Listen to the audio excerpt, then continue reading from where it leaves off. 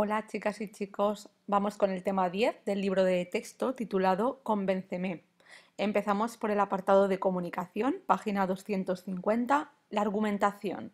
Se argumenta en una diversidad de situaciones, en las conversaciones, en las asambleas, en los estudios científicos, en los mítines, en los juicios. La argumentación consiste en aportar razones para convencer de la validez de un conocimiento, de una opinión o de un comportamiento. Cualquier argumentación consta de tesis y de argumento. La tesis es la idea que se defiende o que se pretende demostrar, y los argumentos son los datos o razones que se aportan para defender la tesis. Fijaos en estos ejemplos. No es prudente que viajemos mañana. Esa es la tesis u opinión defendida por el autor, lo que se pretende demostrar. Es víspera de fiesta y habrá mucho tráfico. Es el argumento para apoyar o para defender esa tesis.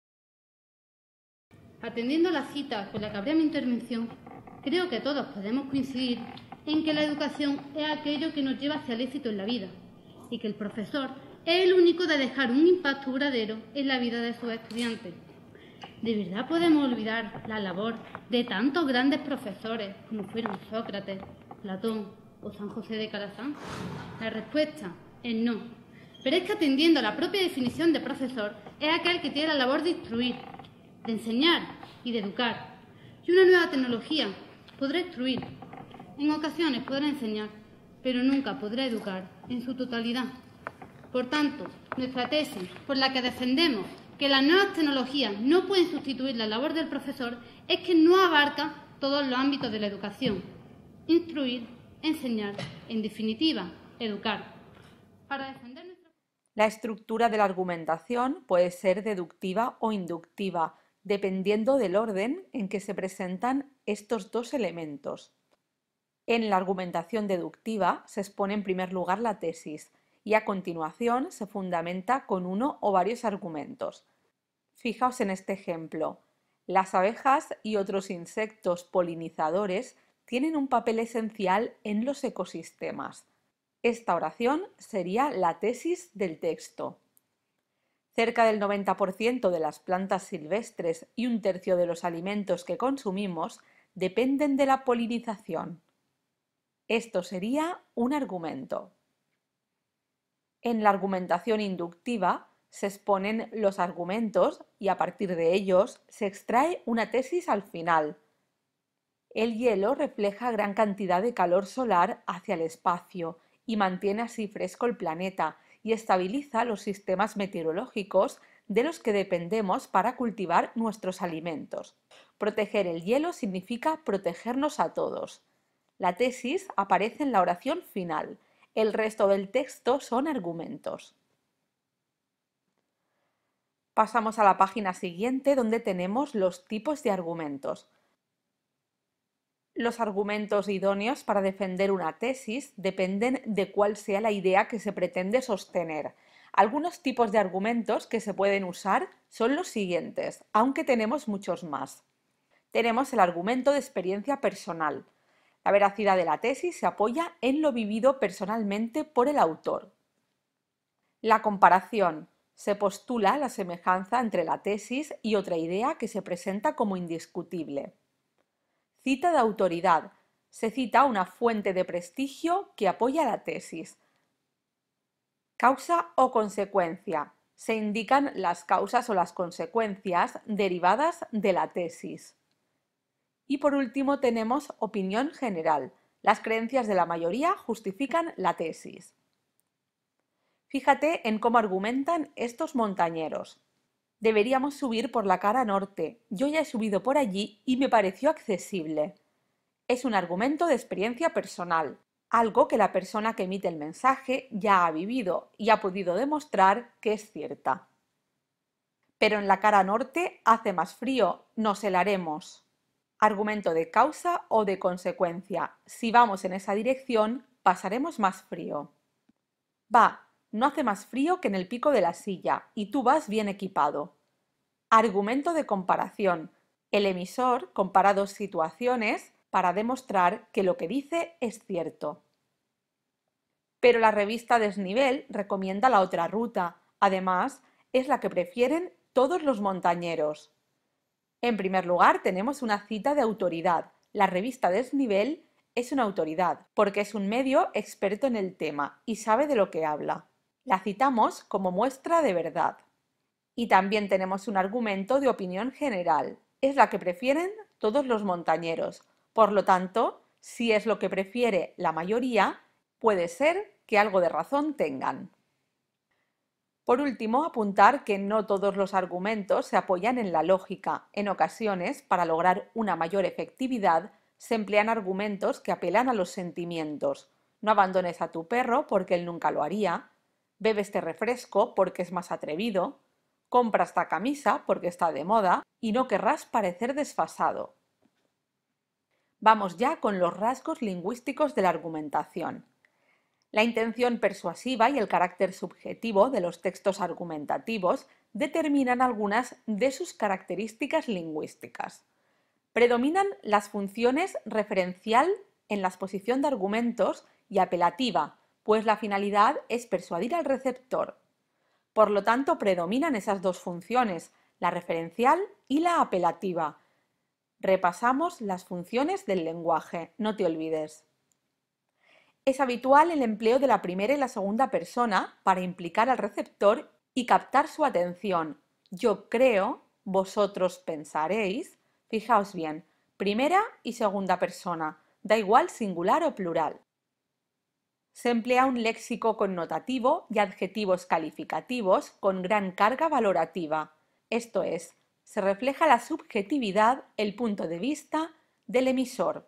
Como en el ejemplo, es urgente luchar contra el peligroso aumento de incendios forestales. Tanto urgente como peligroso forman parte del léxico connotativo, del lenguaje subjetivo que utiliza el autor de esta oración. Se utilizan verbos de pensamiento y de habla, como creer, opinar, pensar, y expresiones que exhortan o se dirigen directamente al receptor para que actúe de una determinada manera. Hay que generar menos residuos. Es frecuente el uso de conectores que indican la relación entre las ideas, causa, por qué, consecuencia, por consiguiente, oposición, no obstante, etc. En este tema también vamos a repasar el uso de conectores. Observa el lenguaje de la argumentación en este texto. Se dice que no hay regla sin excepción. ¿Es esto cierto? Función apelativa. Se dirige directamente al lector. Yo no me atrevería a asegurarlo. Aquí se utiliza la primera persona, mediante la cual el autor expresa su opinión. En todo caso, si esta afirmación contiene verdad, será una verdad de hecho, que no satisface plenamente la razón. Toda excepción, se añade, confirma la regla. Esto no parece tan obvio y es, sin embargo, aquí tenemos un conector discursivo, sin embargo, más aceptable lógicamente, porque si toda excepción lo es de una regla, donde hay excepción hay regla. Y quien piensa la excepción, piensa la regla. Esto es ya una verdad de razón, es decir, de perogrullo, léxico connotativo, es decir, valorativo. De nuevo, se deja notar la opinión del autor. Vamos a la página siguiente, donde tenemos el anuncio publicitario. En primer lugar, vamos a definir la publicidad, que tiene la finalidad de convencer o persuadir al receptor para que adquiera un producto o actúe de una determinada manera. Por tanto, los anuncios son textos argumentativos. La tesis es la utilidad, conveniencia o necesidad de consumir un determinado producto o de actuar de una determinada manera. Los argumentos son los beneficios de lo que se anuncia. Oye, la casa me encanta. ¿Has visto? Ahí venid que os la enseñamos. Sí. Y luego tomamos algo para picar. Este para el campeón. Que nuestro padre ha dicho que no podemos empezar hasta que no estuviéramos todos. Pues yo cojo otro. Esto no es justo. Se va a dar cuenta. ¿Pero qué te crees? ¿Que ha hecho una foto ahí con el móvil? Yo también quiero uno. Vete a saber cuándo vuelven. La habitación de las niñas, desde los 3 años se hacen en la cama ellas solas. Sí que tarda. Está buenísimo. Pero qué buen padre que es, ¿eh? ¿Qué padre que es? Que ya vienen, que ya vienen. Mira, Este para el campeón. ¿Eh? Hombre. ¿Y nosotros qué? Miguelito. Un espetec de Casa Tarradellas se acaba. 2 también. Está bueno, ¿eh? Espetec de Casa Tarradellas. Como en casa en ningún sitio. En cuanto a la estructura del anuncio, está determinada por el medio en el que se emite: vallas, carteles, periódicos, radio, televisión o internet. Los anuncios impresos suelen presentar los siguientes elementos: una imagen que ilustra y completa el mensaje, y un logotipo que es distintivo de la empresa o institución anunciante. También tenemos un texto que ofrece argumentos para convencer al receptor y un eslogan que es una fórmula breve y fácil de recordar. Por lo que se refiere al lenguaje de los anuncios, además de las funciones propias en los textos argumentativos, en los anuncios es frecuente el uso de la función poética, juegos de palabras, rimas, etc. También es habitual el uso del modo imperativo para implicar al receptor. Y los enunciados son breves y directos y a menudo interactúan con la imagen. Vamos ya con los tipos de publicidad. Se distinguen 3 tipos de publicidad según su finalidad. En primer lugar, tenemos la publicidad comercial. Su objetivo es persuadir a los consumidores para que adquieran un producto o servicio. Un ejemplo sería este anuncio de Coca-Cola que tenemos en pantalla. Después tenemos la publicidad institucional. Pretende concienciar y persuadir a los ciudadanos para que actúen de acuerdo con determinados valores sociales, como ocurre en este anuncio, que forma parte de una campaña de prevención del tabaquismo del Ministerio de Sanidad y Consumo, dependiente del Gobierno de España.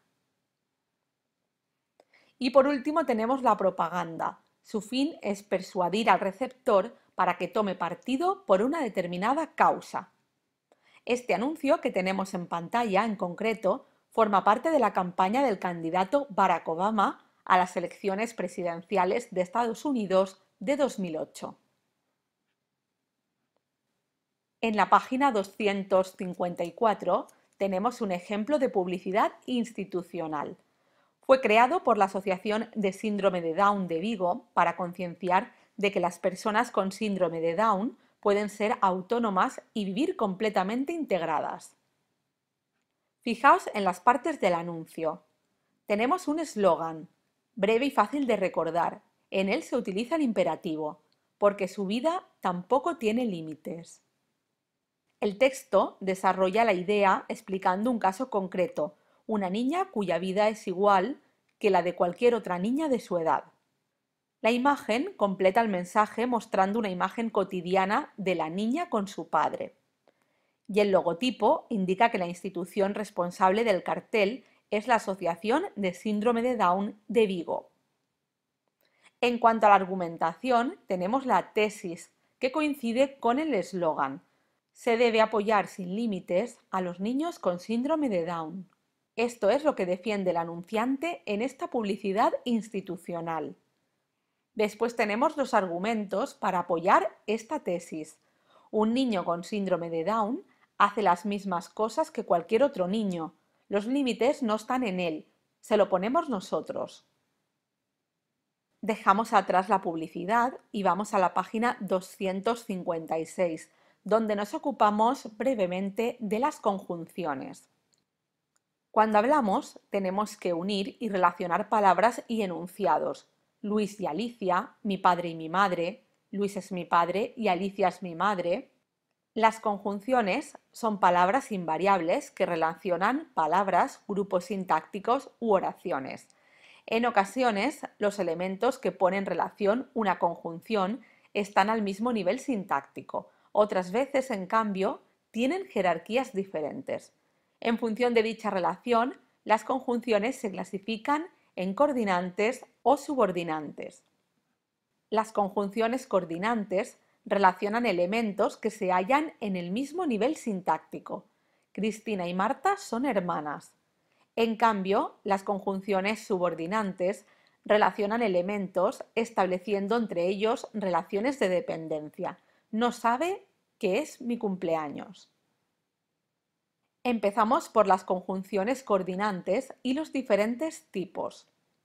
Recordamos que las conjunciones coordinantes ponen en relación elementos funcionalmente equivalentes, es decir, que desempeñan la misma función.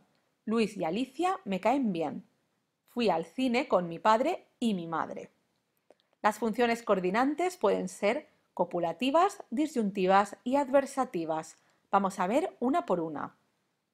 Las conjunciones copulativas se emplean para indicar la suma de los significados de los elementos que se ponen en relación. Las conjunciones copulativas pueden ser simples o discontinuas. Son y, ni y algunas como tanto como, no solo o sino también. Juan e Ismael son mis amigos, tanto tú como yo hemos sido seleccionados. O ni estudia ni trabaja. Las conjunciones disyuntivas se emplean para indicar posibilidad de elección o exclusión de algunos de los elementos que relacionan. ¿Prefieres café o un refresco? Las conjunciones disyuntivas pueden ser simples o discontinuas.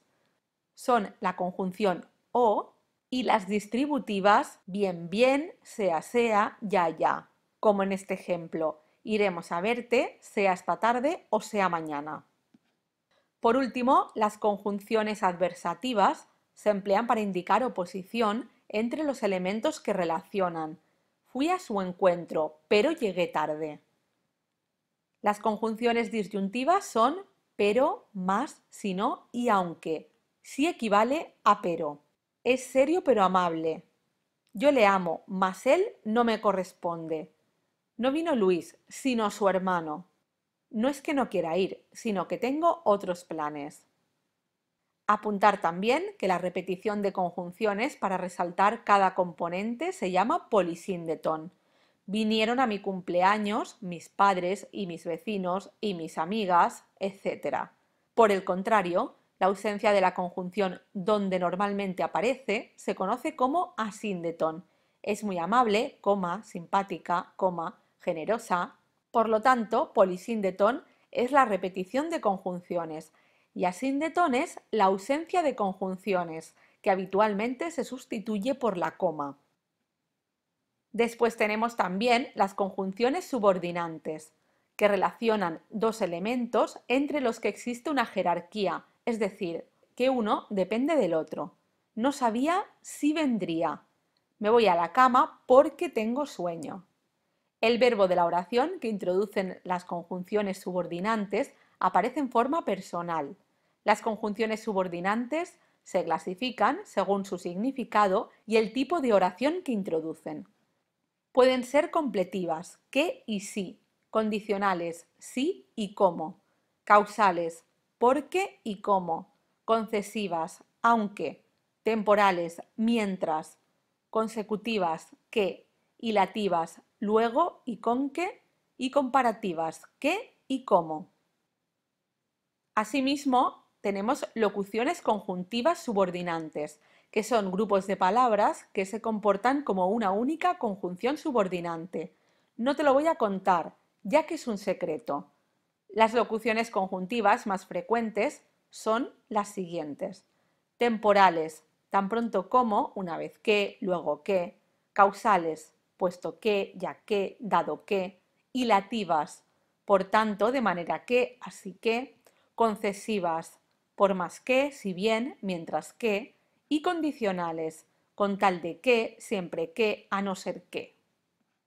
En la página siguiente repasamos los conectores textuales, que son las unidades lingüísticas que relacionan semánticamente grupos sintácticos, oraciones o partes de un texto.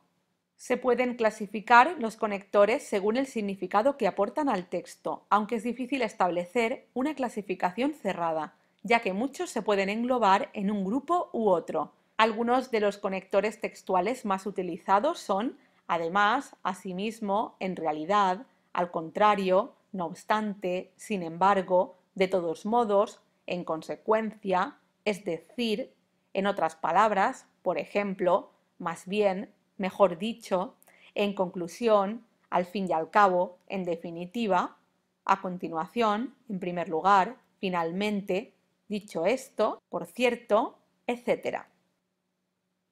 Y pasamos ya a la página 262, donde tenemos la norma y uso de los nexos juntos o separados. Estamos en el apartado de ortografía. Algunas palabras que funcionan como nexos o conectores varían de significado según se escriban juntas o separadas, o según se escriban con tilde o sin ella. Observa algunos de los casos más frecuentes. El sustantivo sino equivale a destino y se escribe junto. La emocionante historia de un niño que escapa de su sino, como sinónimo de destino, para convertirse en la voz de su pueblo. La conjunción adversativa sino se escribe en una sola palabra. Y el ejemplo podría ser: convencer a su familia para que no le animen a quedarse entre ellos, sino a trasladarse a estudiar a la ciudad. La conjunción adversativa sino podría equivaler a la expresión al contrario. La expresión sino se escribe separada cuando introduce una condición. Seguramente, si no hubiera conocido a Tapala, una maestra de la etnia nata, nunca habría abandonado ese mundo. La expresión si no se escribe separada cuando introduce además una oración interrogativa indirecta, como por ejemplo, Arlie se pregunta si no debería haber permanecido en casa. Vamos con la expresión ¿por qué? Se escribe separada y con tilde cuando puede ir seguida de motivo o razón. No sé por qué me haces esto. El sustantivo por qué, que significa motivo o causa, se escribe junto y con tilde. Puede llevar determinantes e ir en plural. No entiendo el porqué de todo esto. La expresión por qué, cuando equivale a por eso, es la unión de la preposición por y la conjunción subordinante que, se escribe separada y sin tilde. Al final, y a pesar de su preocupación porque los demás la acepten, Arlie vence sus miedos. La conjunción causal por qué debe escribirse junta y sin tilde. Se puede sustituir por ya que o puesto que. Porque tu pueblo necesita conocer los derechos que la sociedad occidental os ha otorgado. La expresión por qué, cuando se puede sustituir por el cual, la cual, los cuales, las cuales, es la unión de la preposición por y el pronombre relativo que. Se escribe separada y sin tilde. Esa es la razón por qué debes quedarte, le contesta ella. Como veis, se puede sustituir por la cual. Esa es la razón por la cual debes quedarte, le contesta ella. Y finalizamos con el uso de con que o con qué. La conjunción hilativa con que, cuando equivale a así que, se escribe junta. Arlie vence sus miedos, con que comienza una aventura que le llevará muy lejos. La expresión con que, separada, cuando equivale a con el cual, con la cual, con los cuales, con las cuales, es la unión de con y el pronombre relativo que, se escribe separada. Junto a algunos compañeros preparan un libro con que muestra la cultura indígena. La expresión con que, cuando se puede sustituir por con eso, está formada por la preposición con y la conjunción subordinante que, y se escribe separada. Fíjate en el ejemplo. Su hermano ya no se conforma con que Arlie le cuente cómo es la vida en la ciudad. Y por último, la expresión con que se escribe separada y con tilde cuando introduce una oración interrogativa o exclamativa. ¿Con qué intensidad lo desea? Con este repaso ortográfico finalizamos la explicación del tema 10 del libro. Espero que os sea de utilidad y que os ayude tanto en vuestro aprendizaje como con las actividades propuestas.